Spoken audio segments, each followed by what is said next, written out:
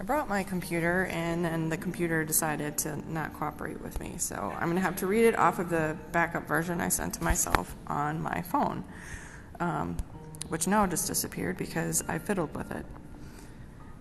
So I will just warn you in advance, I was up until 3 in the morning writing and rewriting this.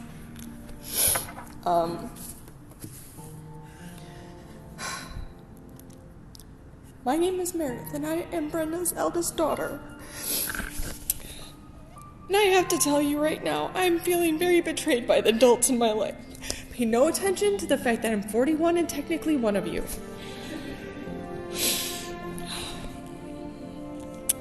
What I mean by my first statement is pieces of my childhood got handed to me by the adults, and I looked to take care of them for me.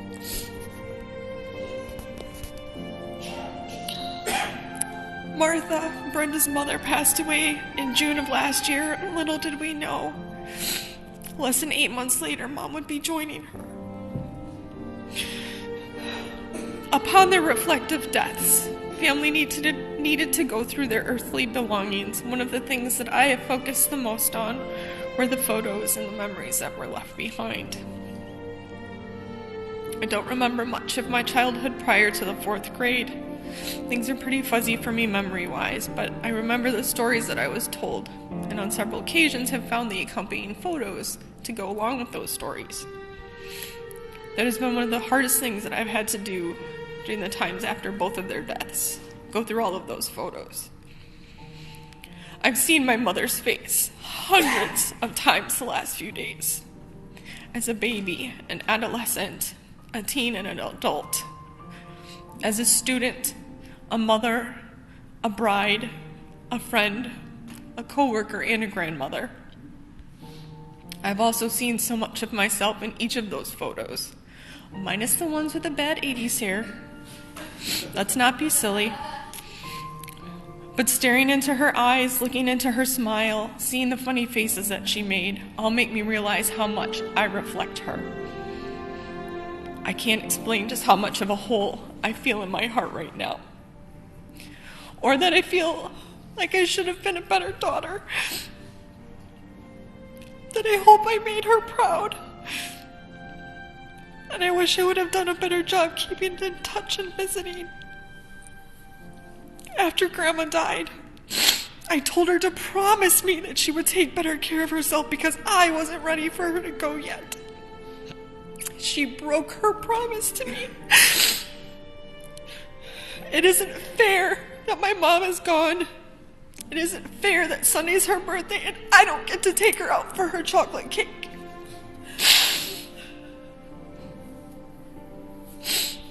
But life goes on, right? We feel the loss, experience the pain, lean on one another in an attempt to heal, and then life does go on. The loss is still there, so is the sadness, but it's just a little sting now when you feel it, not a stab in the heart anymore. My mom was a proud woman. She loved fiercely. She was protective of those she held close to her heart. While I was growing up, more than one of my boyfriends heard her refer to herself as Mama Bear and direct them not to hurt me. She encouraged my artistic side and nurtured my academic side. I once remember being scared to tell her that I got a bad grade on a test. When I finally confessed to her that I had done poorly, she looked at me and asked me if I expected her to yell at me. I said, well, yeah. And she said no, she would not be yelling at me.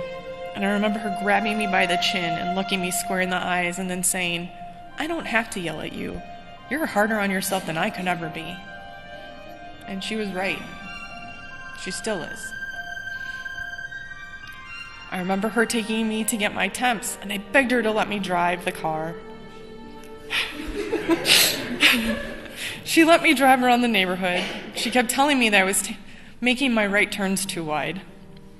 So when I made the next one, I wound up going over the curb on the corner, over that person's yard, and back down into the street.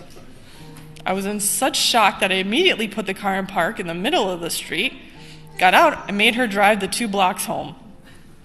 You all know now why Mike had to teach Jessica how to drive. Pretty sure Mom couldn't handle that. 2 cook sisters would have been too much. I remember calling her in a panic when I was in my 20s. I was at home making Pillsbury crescent rolls for the first time, and I'd ripped up the container and I couldn't read the instructions. I was so frustrated because I couldn't figure out how to roll the stupid things. I was practically crying on the phone, and she talked me through it. Lots of life lessons learned, some easier than others. But I'm grateful that she was there for me all of those times that I needed her. And I'm scared about facing a future without her. There was a comment on a Reddit post several years ago that talked about dealing with the grief of losing a loved one. The author likened the beginning of the grief process like crashing waves. I'd like to read you a snippet from that comment. As for grief, you'll find it comes in waves. When the ship is first wrecked, you're drowning, with wreckage all around you. Everything floating around you reminds you of the beauty and the magnificence of the ship that was and is no more. And all you can do is float. You find some piece of the wreckage and you hang on for a while. Maybe it's some physical thing. Maybe it's a happy memory or a photograph. Maybe it's a person who is also floating. For a while, all you can do is float. Stay alive. In the beginning, the waves are 100 feet tall and crash over you without mercy. They come 10 seconds apart and don't give you time to catch your breath. All you can do is hang on and float. After a while, maybe weeks, maybe months, you'll find the waves are still 100 feet tall, but they come further apart. And when they come, they still crash you all over and wipe you out. But in between, you can breathe. You can function. You never know what's going to trigger the grief. It might be a song, a picture, a street intersection, the smell of a cup of coffee. It can be just about anything. And the wave comes crashing.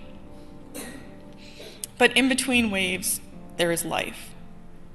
Somewhere down the line, and it's different for everybody, you find that the waves are only 80 feet tall or 50 feet tall. And while they still come, they come further apart. You can see them coming. An anniversary, a birthday, or Christmas, or landing at O'Hare. You can see it coming. For the most part, and prepare yourself. And when it washes over you, you know that somehow you will again come out on the other side. Soaking wet, sputtering, still hanging on to some tiny piece of the wreckage, but you'll come out.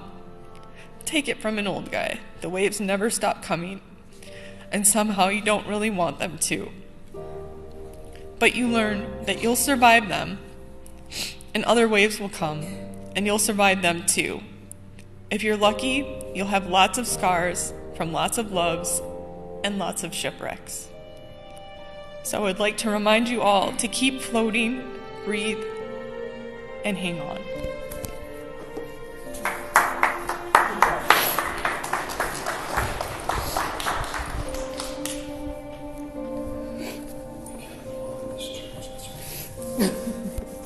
You know,